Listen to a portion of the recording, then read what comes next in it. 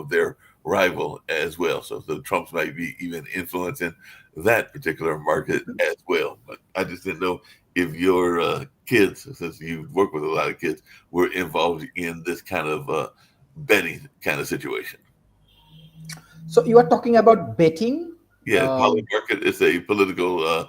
You can like bet on the elections. There were people that were using it to Yeah, bet on the Trump yeah. election. You know, if you fully focus on law, rules, and regulations, Bangladesh people basically they are Muslim, more than 90%. Um, Legally, betting is not accepted in Bangladesh. I know that 57 countries around the world, those who are Muslim, lawfully they do not accept betting because Bangladesh is a Muslim country. Right.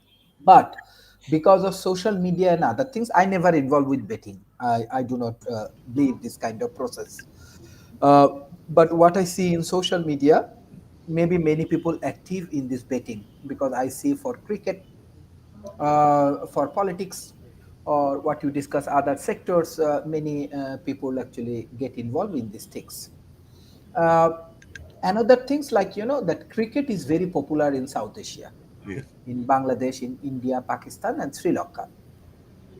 Already, many cricket player they actually involve with these bettings and all of the unethical things. That's why they suspend from national cricket teams. I can remember some very famous name like Azharuddin, Selim Malik, even Bangladesh for 1 year, Shakib Al Hassan, they actually suspended for betting and all of the things. This procedural has a lot of wrong things. It create many negative impact in the regular sports and politics and everything. But it's money. I cannot can control over money. So yeah, that is the status from Bangladesh.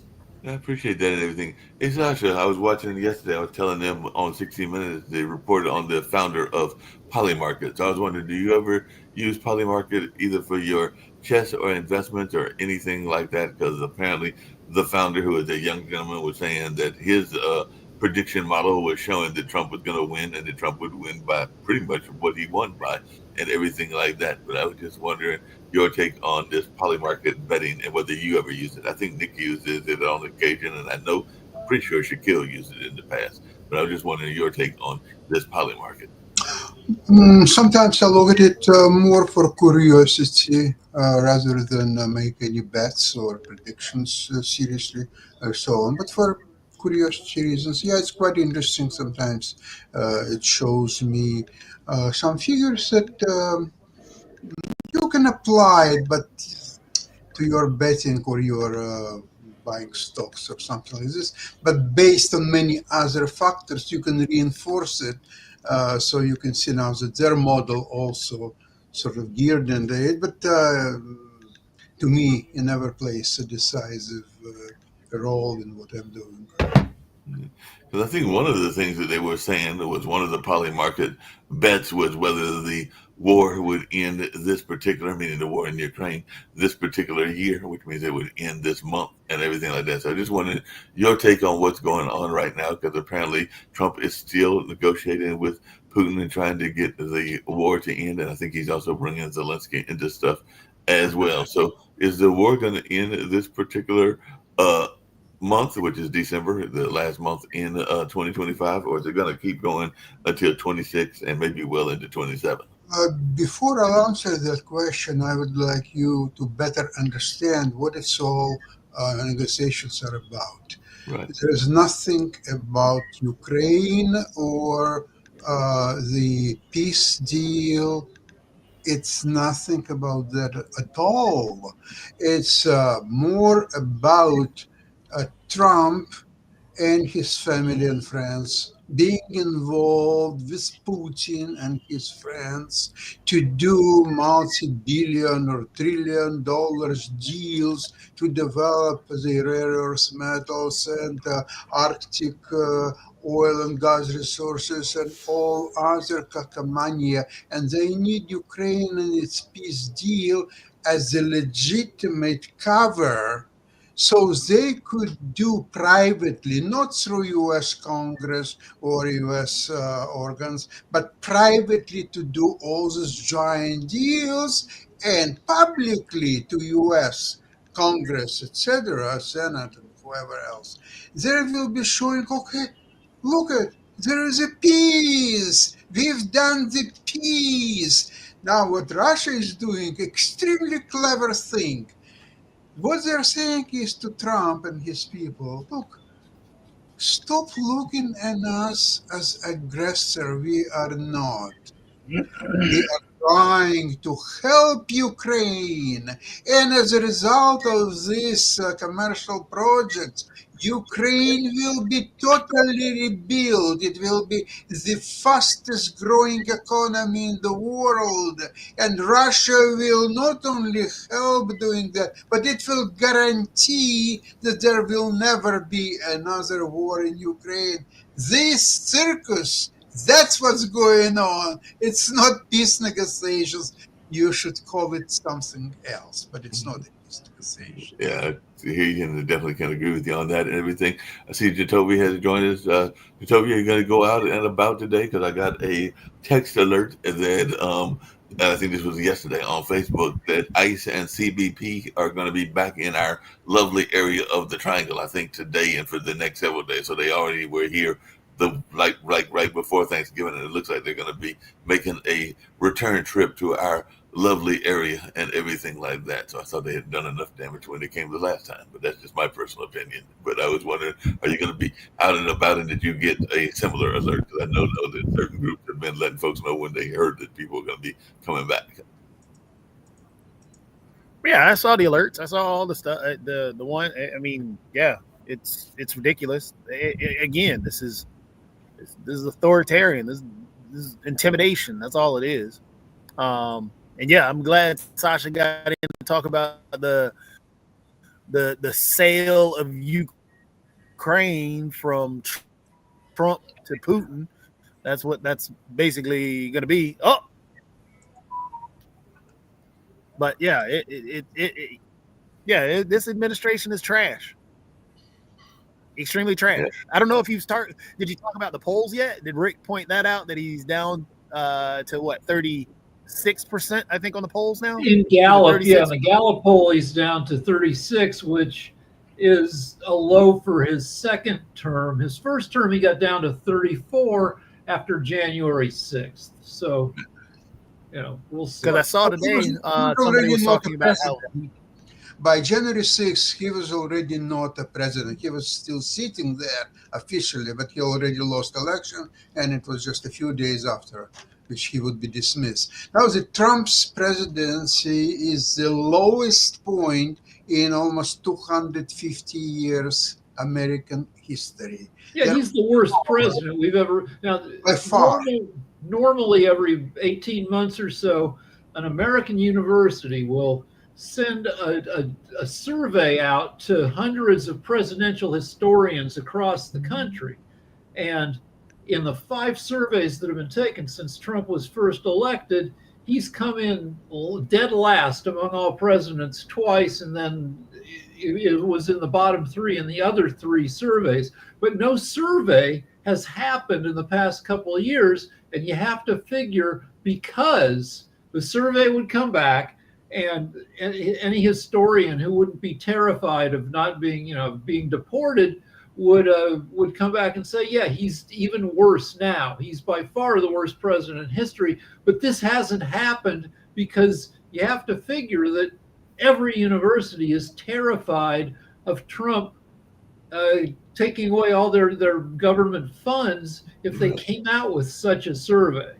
Yeah, that makes sense. Everything. Hey, Rick, there was a theory, I think it was after one of Trump's visits with a foreign leader that had suspended their elections, that Trump may be considering doing this for the midterms and everything like this. So is this a danger that is real? And this is for anybody, but I'm asking you, Rick, to start off the deal with. It's one. I mean, I'd say it's in the back of his mind, but that assumes that Trump has a mind. I'm not sure. Everything's always in the front of his mind. He always says whatever ridiculous crap is right there on.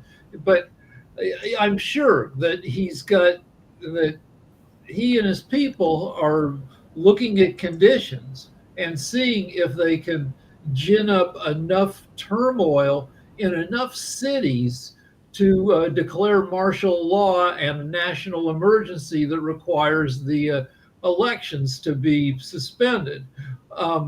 He's When Lance and I were yelling at each other last night, Lance was talking about how they're cleaning up voting, which is because there's so much voter fraud. Well, there isn't much voter fraud. Even the Heritage Foundation has numbers. They have the whole history of voter fraud for the past 40 years, and they found that about 1 vote in a million has documented fraud, not enough to change the outcome of any election in the past 40 years. But so cleaning up voter fraud is bullshit for the Republicans, making it harder to vote, especially for Democrats. Well, speaking of things that are difficult and all along those lines, is anything going to come out of this congressional investigation into the boat strike? Because apparently some lawmakers are suggesting that follow-up boat strike could have been a war crime and everything like that. So is there any possibility that there's going to be any investigation into these boat strikes that have been going on now? Well, let's give background. So what happens is they've been using what they call a double tap method, which itself, using that term, which comes from the mafia, is such a scummy, like the term alone is scummy and the tactics are scummy. Once you've disabled the enemy and they are defenseless, you're not allowed to summarily execute them. You can't kill. So what happens is they blow up a boat. It's got like 11 people on it, and 2 people aren't killed. They're just sitting in the water holding on to wreckage, and they drop another missile on them. That is a war crime. So, but will anybody be prosecuted for it? No, because Trump controls the DOJ. The best we can hope for is that some Republicans are sufficiently disgusted that they, like Marjorie Taylor Greene, they withdraw support from the Trump administration. And as Trump's approval continues to drop, which I assume it will, we may see Republican Congress people who are in purple districts that can go either way, may step away from Trump because he's toxic. I mean, it would be great, but probably won't happen. But if 3 or 4 Republicans switched parties in Congress, Republicans would lose control of the House of Representatives. That is a fairy tale. That probably won't happen. Yeah, that probably won't happen. But are we going to get a health deal and all along those lines? Because that's the other popular conversation that's been going on. I was watching, I think it was Chris Cuomo early this morning. Right. So Trump has had 8 years. Trump has been promising a new health plan to replace Obamacare since he ran for president in 2016. He's had 8 years to come up with something, and no. And they have until December 15th to re-up the Obamacare subsidies, the help people get in paying for their health care. So they got exactly 2 weeks. And it's if I were going to bet, I'd bet that they failed to re-up the subsidies because they don't have their shit together. And people's, but go to Jovi. I just want to say thank you to Rick, because Mark, you're asking questions that you know the answer to, and the answer is just simply no. There is no health deal that's coming. There is not going to be anybody, prosecuted or held account for the war crimes, because they are war crimes that they're committing in Venezuela, or actually off the coast of South America. And Venezuela is actually, I think it was Venezuela and some other South American countries are now bringing up that to the UN courts or the different courts and stuff, trying to figure that out. But the answer is no. And I just appreciate Rick trying to give longer answers than just saying, yeah, it's not true. Trying to give some chance for people to expound and everything like that. But just really quickly, speaking of expounding, Sasha has brought up a person several times on this show that I think he admires. I know that I admire her, and I was watching her on I believe it was Saturday. I don't think it was yesterday. It's like some YouTube clips of her, and she totally destroyed some of the Republican arguments, and that was a Representative Jasmine Crockett out of Texas and everything like that. So I just wondered, what is her future as a political star? Do any of us see her possibly being able to rise to the level of a presidential or a vice presidential candidate? Because the way she was destroying people was utterly amazing and everything. Because I watched several of her testimonies in Congress, but also some clips of interviews, and she was doing a great job of. If I remember, she's running for Senate. If I remember, she's running for Senate now. She'll become a senator. And honestly, what Michelle Obama said is that the U.S. is not ready for a woman president. So the highest she'll get right now, because they placed the glass ceiling that's just sitting there on top of the vice president. So she will, at the most she could become right now, is a vice president. Which is sad, because honestly, the way she is, Jasmine Crockett, the way she attacks and goes on offense is the way the Democrats should go on offense. And that's why the youth movement is there. She is part of that youth movement. She is hands down one of the faces of that youth movement. And as Dr. Sharif has pointed out multiple times, the youth are here to stay. The youth are on the move. And if you're going to sit there and try and block the youth and we're not going to listen to, no, you should start listening to a lot of these individuals that are younger, that are actually pushing and wanting to do things, wanting to make things work. And you should listen to Michelle Obama, because Michelle Obama hates politics, doesn't have, she's got no reason, like she says what she thinks often, and when she says, a woman can't win the presidency, that's based on, the experience of the whole country, not afraid to say it. I think sometimes she'll say what she thinks, and then her husband's probably like, can you clean that up a little bit? Just, but. Yeah, that makes sense and everything. But Texas is, it's been Democratic in the decades past, right? It's still pretty red, but at some point it'll be purple enough. Nobody likes Ted Cruz. Ted Cruz is the oily dickhead, but I don't know if he can be beaten in 2028 or 26. Well, I don't know when he's running. Interestingly enough, someone pointed out that the amount of Democrats who voted in Texas, there are more Democrats who voted Democrat in Texas than there are in many other states. Yeah. So the amount of representation that they have is just watered down and diluted due to the fact of gerrymandering. Also, I mean that there are more registered Democrats in Texas than there are registered Republicans. But yeah, they get discouraged from voting. And that's also, interestingly enough, that's also the same thing in North Carolina. There are more people who vote Democrat in North Carolina in the past few elections, but you don't get the representation in the North Carolina House or the Senate due to the fact of gerrymandering. Same thing, why Virginia Foxx is still there. She should be gone. But due to her being in a safe space and gerrymandering, a gerrymandered district, Virginia Foxx is not going anywhere.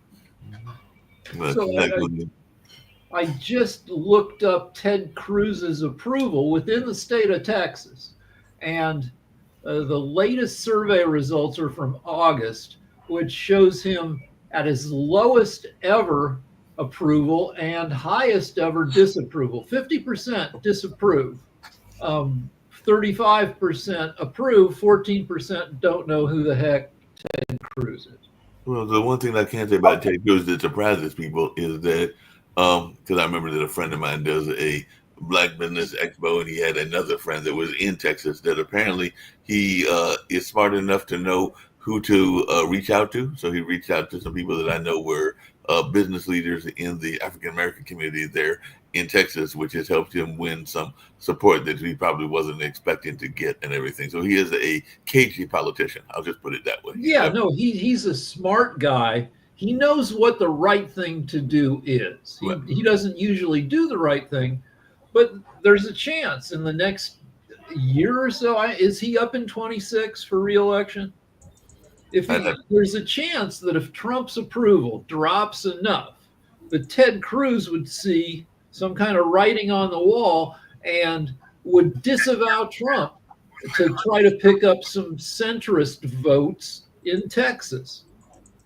And that's one thing I've noticed is he does try to play sometimes, not oftentimes, but sometimes to the centrist part of Ted the Cruz world. has plenty of reason to hate Trump. Trump called Ted Cruz's wife ugly, and Yeah, but the problem is that Ted Cruz then became so sympathetic to Trump and became just a Trump acolyte after Trump called his wife a ugly. Trump said his dad killed JFK.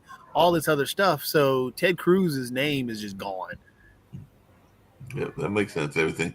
Sasha, it looks like Representative Mike Turner is saying you can't be America first and pro-Russia, as those negotiators apparently they're still saying they're trying to seek an end to broker an end to the war in Ukraine, which I don't think is anything but, like you said, an attempt to get some business deals made for Trump and his allies, like that. But I just wondering your take on this notion that Mike Turner is saying you can't be America first, which is a big Trump campaign slogan and everything, and pro-Russia. Well, you basically have two countries, US and Russia, trying to disable Ukraine and make it into kind of a minced meat and pretend on some things that they couldn't do it on the front lines. They couldn't defeat Ukrainians, so they're trying to do it through all kind of scams, deals, so-called deals, and other fantasies. My prediction is that it's not going to work for various reasons. Number two, I just don't understand the Trump's motives to stop the war in Ukraine. Because as long as it goes on, Ukraine doesn't invest any more money to Ukraine. It doesn't support Ukraine. All it does, it sells Europeans weapons that Europe is delivering to Ukraine. So Europeans are paying for that, and the United States is getting benefits for its military complex, and I really don't see any downside for United States if war would continue. Is anybody help me to understand that? Why Trump is so adamant about peace in Ukraine? When he wants to take, for one thing, he wants $100 billion of money taken from Russia. Russia had like 300 billion on deposit in Western banks, and that money's been frozen to pay for the damage that Russia has done. And one point of the peace deal was that America gets to take 100 billion of that. So it's always money with frickin' Trump. But I have a question for you, Sasha. Is there going to be a major offensive from either side with to try to grab some more territory with peace talk before the peace talks lock down any kind of borders? Well, Russia does not stop any initiatives to get more territories. The problem is that the Ukrainian army is not allowed to do it. Actually, on Saturday, they had a complete revamp of their strategy with the Russians. You see, so far, Russians are losing in a proportion 5-1 the men in Ukraine. But now, Zelensky says that even one lost Ukrainian against 5, it's still a negative proportion for us. We want to lose 0 and as heavy damages to Russians as possible. The way to do it is to completely stop any fighting on the front lines between men, Ukrainians and Russians. What to do? They will put the barbed wire. They'll do some other anti-tanks, mines, and so on. So there will be no a direct contact between Russians and Ukrainians, and all what Ukrainians have to do when Russians attack is to hold them for 5-10 minutes, because at that time Ukrainian drones are coming there and they would kill everyone that is there. There will be no place to hide. All of them will be killed one by one. That's a doctrine which will exclude Russian attacks altogether. So we found out yesterday that Ukrainian factories are making 10,000 drones a day, 4 million a year. So they should be able to totally bombard the Russians with freaking drones. And they bombard Russian refineries deep inside Russia, like 1,000 kilometers away from Ukraine, 1,500 kilometers. They are inflicting enormous damage to Russia. Now it's no longer, Russia don't feel the war. They live their normal life. That's no longer the case. Even in Moscow, they have, when Ukrainian drones are attacking outskirts of Moscow, there is a signal that they all have to hide in the subway system and elsewhere. So Russians now feel the war. Trust me. Now, what is okay? I understand Trump's timing is his Nobel Prize picture of that, and some other considerations, trying to grab the $100 million of the funds in Europe. I don't know how Europe and Ukraine will allow that to happen. I think that alone will stop any peace negotiations, because nobody will allow Americans to grab $100 million or $1 billion that don't belong to them, billions.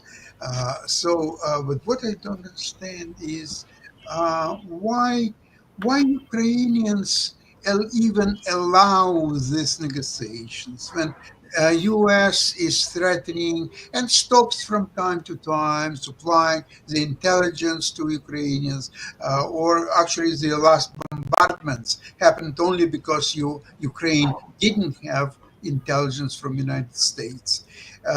It's just a question of that they could stop, even not sending the weapons to Ukraine, because it's not doing it anywhere for a long time. They are selling weapons to Europeans, so they might stop selling weapons to Ukrainians. That could happen. So U.S. is showing themselves on a world stage as the most regressive, most fascist-leaning the government, and it will not be respected for long by international community at all. Yeah, that makes Sasha, sense. on that note, could it be, because you had asked the question, why is Ukraine, or why are the Ukrainians doing this? Is it possible that they're playing that chess game? That the Ukrainians are, okay, we're going to call your bluff. We're going to put all the chips on the table. We're going to show you that we're trying to actually end this. And as much as you keep trying to propagate to the world that we're the aggressors or that we're not doing anything, look, this is what we're doing. And that exactly what you said, how it's showing the U.S., showing the world how regressive the U.S. is right now with this administration in there. Is that why I think that might be why, but I want to, ask you, but I think that's why Ukraine is like, okay, we're going to show the world what you're doing to us, and we're not going to play this game anymore. Yeah, it requires a lot of heroism from Ukrainian population and soldiers, first of all, and Ukraine has it in abundance. Think about something. Russia is much bigger country, never mind even nuclear weapons and so on. Their economy probably 9 times as big as Ukrainian. Their territory is 25 times bigger. Their resources, the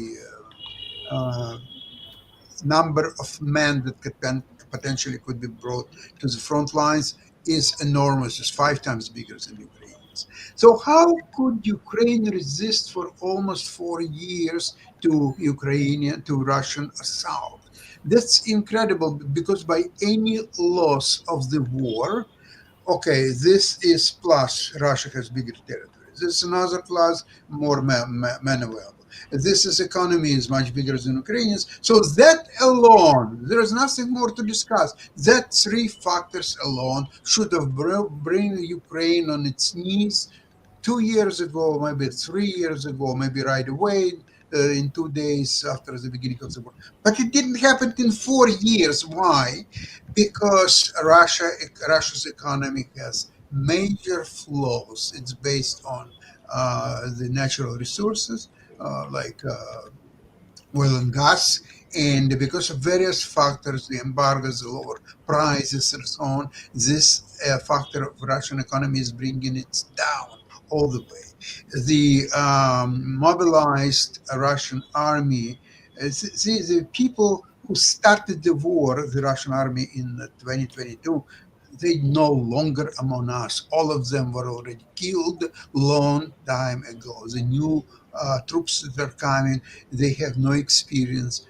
Furthermore, they have no motivation. So the usual considerations why Russia should win this war, in this particular situation, they just don't work.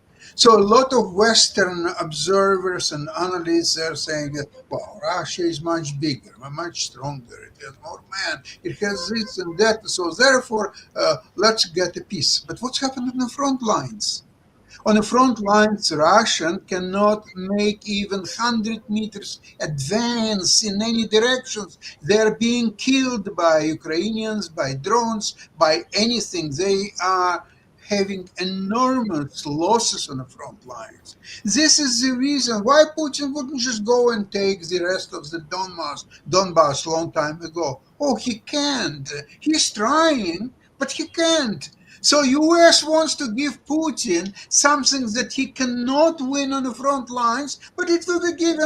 Okay, here is the Donbass. Here is my $100 billion, and now we can have business and we can have this and that. This is what's happening right now. Russia cannot win the war on the front lines. It can win only through the horrible actions of US president. Yeah, that makes sense and everything along those lines. Hey, Sasha, I was going to pivot just slightly and everything like that, but I was wondering because there is a case that is going on in Bangladesh and everything like that, and it involves both Britain and Bangladesh. But I was just wondering how much conversation is going on about the ex-leader Hassani and their niece that were found guilty of corruption, and if they were found guilty, are they going to be able to get Tlaib Sadiq to from Britain, where she is a MP, to Bangladesh to serve this 2-year sentence and everything like that? So, how much conversation is there around the general population in Bangladesh about this particular case?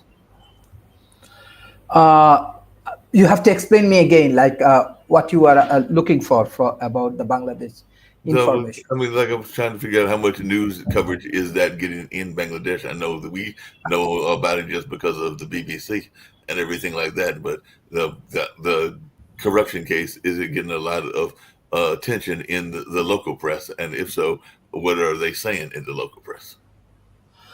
Yeah, honestly speaking, I do not see enough news about your issues in Bangladesh, and honestly speaking, if you discuss about these immigrations and other things, they're heavily covered. Trump, all of the initiative, all of his discussions, all of his dialogues, what he imposing for immigrant, global business, and everything. This is heavily discussed in Bangladesh.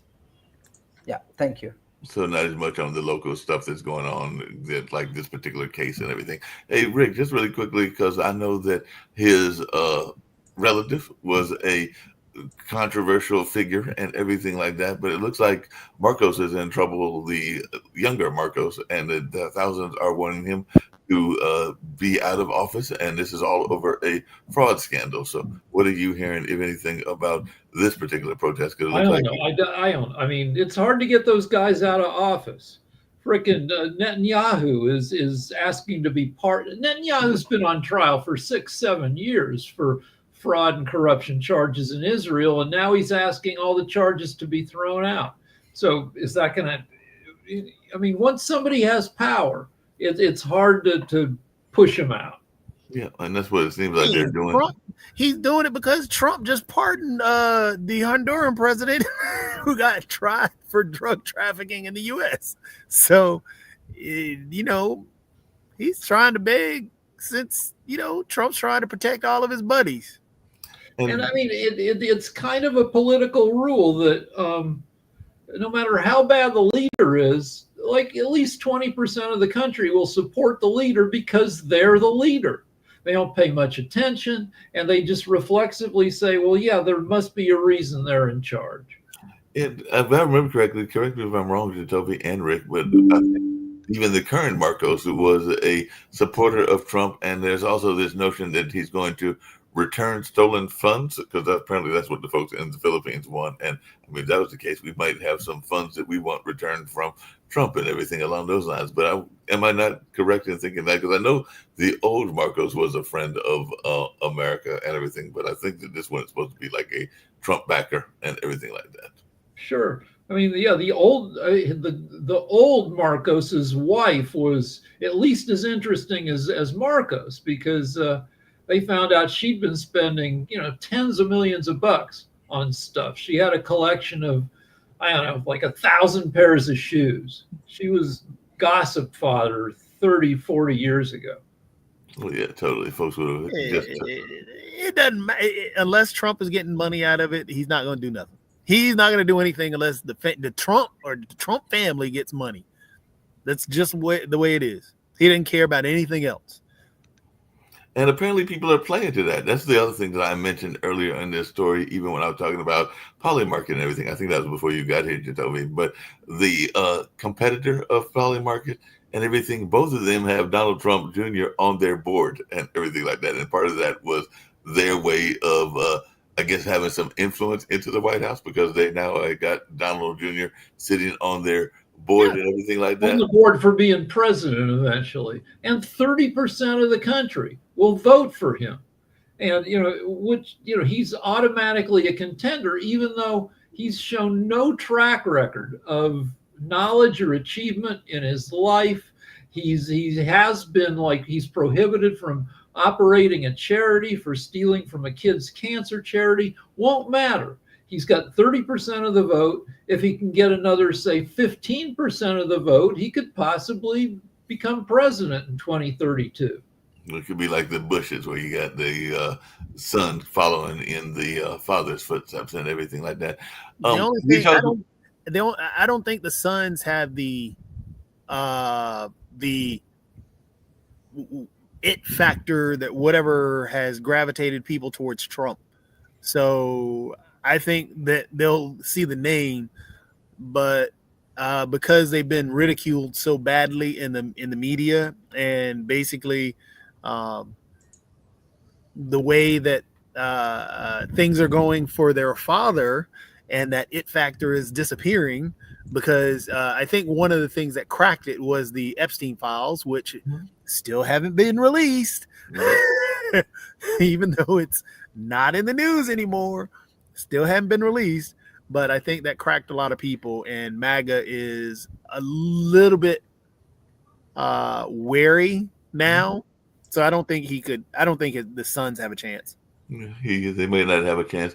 I know both Rick and others, including Nick and definitely Dr. Sharif, have talked about the youth movement. I want to give youth a little bit of a claim that they did in terms of scientific invention, and hear what y'all think about this, because I found about this through 60 Minutes last night and everything like that. But apparently teens may have come up with a new way to detect and treat Lyme disease, which, so oftentimes comes from ticks, and they were using CRISPR and everything like that. So it looks like they may have actually won an award and everything like that, because they did a whole piece on the CRISPR kids. So I was just wondering y'all's thoughts around these young kids. I think most of them were of Asian descent, if I remember correctly. That's great that they're doing that, but I'm writing a science fiction novel set in the near future, and the great thing about CRISPR is that you can rewrite genes, but you can rewrite a pig's genes and have the pig grow a kidney that you can put in a person, and that kidney They just set a record. A guy had a pig kidney in him for 9 months because the kidney was CRISPR engineered to not be rejected. And in the next few years, people are going to have pig kidneys that'll keep them going for 2-3 years. But the trouble with CRISPR is that a lunatic in his garage can cook up all sorts of crap. In my book, I've got lunatics like coming up with all sorts of like, like say a lunatic says that, like Elon Musk says, we don't have enough babies. So say some lunatic decides to cook up a virus that makes people horny, so we have more babies. And then they release the virus. They aerosol it in a sports arena or some crap where there's 100,000 people, and that's so you've got these man-made viruses out there. They probably won't accomplish what the lunatics want them to, but they will make a ton of people sick. So yeah, CRISPR is going to bring us mostly good stuff and possibly some dangerous stuff. Well, that's true and everything. The other thing that I was going to get to, and then we'll get ready to wrap it up and everything. We got Economic Monday coming up in about 5 minutes, but a lot of people are leaving. We know that Nick, who just left the building here in terms of this show, is moved to Spain, but they're now saying that Greece is the number one place to move to retire to because of healthcare and affordability. Now, we know not everybody can afford to move to Spain or Greece or any of those places, but I was just wondering, Rick and Sasha, I mean, are y'all comfortable where you are in California and Canada respectively, or are you looking, and even to Toby, or are you looking to move to a place like Greece? Because I know that even some of we talk about this frickin' every week, my wife and I. And one reason we can't move is because our house is full of crap.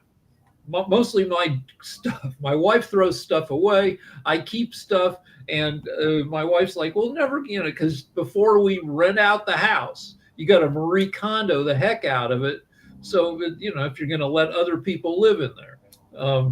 But yeah, we look at other countries. We look at the rules, like what countries let you stay, how long do you stay, what do you have to give them to be able to stay. I'd love to move to some like freaking Italy, Greece, buy in Italy, there are these little towns where you can buy a falling down house for 10 euros. You go there, you spend 200,000 euros. You get ripped off by the local contractors putting the house back together. I'd love to have that adventure. What about you, Toby? And I saw your hand, Sasha, as well. Everything. So I'll start with you, Sasha. A lot of people from Canada are going for vacations and sometimes long stays to Florida. It's now a little bit more complicated than before, because before you would buy a property there, or you would rent a property for 3-4 months or whatever you want to rent it. You just fly there or drive if you prefer, and coming back, and that's all there is to it. Okay, now it's slightly different. First of all, you have to get the document from your doctor that you don't have certain diseases like diabetes, like some others, and you didn't have it for the last 6 months. Okay. Then you have to provide a copy of your medical insurance for at least $1 million worth, you and your spouse, if you have somebody with you. So each one has to have a medical coverage for up to $1 million. If that's not enough, of course, you have to get fingerprints on the border. Then you have to have, once you came to your residence in Florida, you have to register there, either as residence or like renter or whatever your capacity is, and report once every 2 weeks. Okay, if that's all not being enough, then you have to have a medical insurance in Canada problem, because it's became now 4 times, 5 times as more expensive as even a year, 2 years ago, based on all these factors that I just mentioned. So that now bites you too, just normal medical insurance that you normally would have. But now when they heard the US require $1 million coverage, so the rates are skyrocketing. Very few people actually can forth. And apparently now without that medical insurance, you cannot even enter the US, apparently. So what can you do? Your best way is to go somewhere to Latin America, like Nicaragua or somewhere else, and pretend that you are seeking political asylum in the United States, and maybe you will be granted one. Yeah. What about you, Joey? Because I know some people were thinking about going way back, even during the pandemic, to places like Bali and all along those lines. So, have you considered going outside of the area and everything along those lines, or are you content, like I am, with the Durham politics and the Durham lifestyle? I thought it was interesting what Sasha was just talking about, because I just had my in-laws down here because they are Canadian. But yeah, the U.S. has lost 32, if I remember, 32 billion in tourism. Isn't it something like 12 or 17 billion directly from Canada?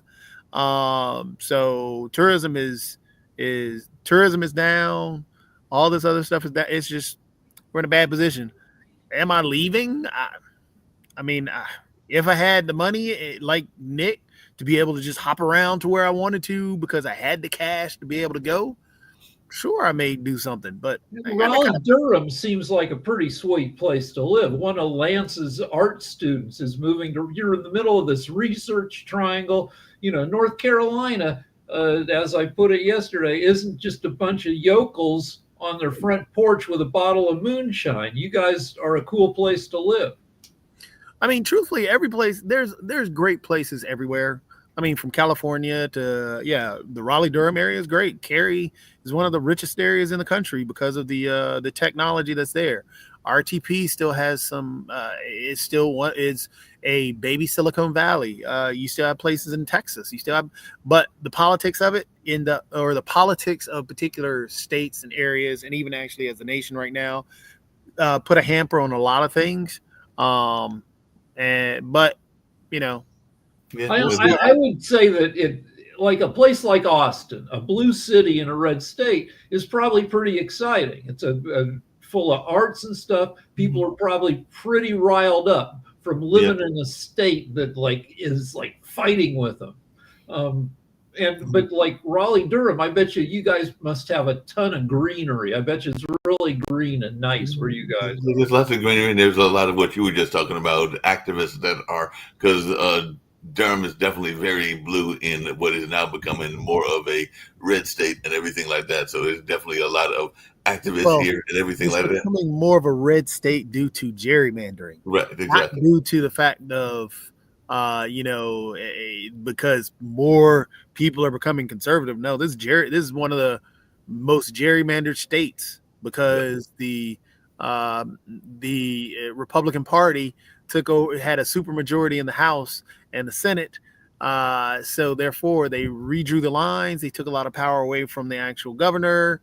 And matter of fact, when it shifted to the governor and the lieutenant governor, both being of the Democrat Party, the Republican Party, before they lost the supermajority, took more power away from both of those institutions because they're trying to hold it within their party so they can gerrymander, which they then just went ahead and the Board of Elections, they headed that, and it's the politics of different places is just the politics is quite interesting. Get out of here and get to economics. It was interesting. Just really quickly, I had a conversation on Sunday, I think it was, or Saturday, with a friend of mine that's of Indian descent, and they were talking about how much the Indian population has grown in places like Apex and Cary, so they were seeing that a lot of their people were moving into those areas. So there's a lot of demographic shifts as well, because they were just talking about how much.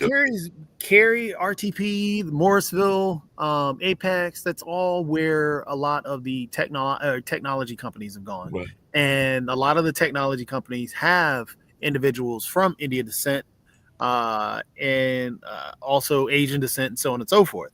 So those individuals that move into town end up moving into those areas, which are located closer to those places. So, for example, Morrisville right now has, and I think their population, they have 40% of their population is of Indian descent right now. Yeah, and I think Apex is that high as well because that's what a singer friend of mine was telling me that has an Indian pop band. But on that note, we're Okay, ready to get. wait. One more thing. If you're a weirdo who's bad with girls, it's great to move to a town that has a lot of smart women because they might be able to see past the weirdness long enough for you to have a shot. Good point. On that note, we're going to get on out of here. We'll get to Economics Monday and all along those lines. So definitely a lot of folks like the folks that are super smart. There's even a whole term for folks that are attracted to super smart people. But on that note, we're getting ready to get out of here and we'll get to Economics Monday. And hopefully you've got that link. Just hopefully, but I know I'll get ready to get out of here and get to there, at least hear what David's got to say. Oh, I don't have that link. I'll see if I can get it to you. All right.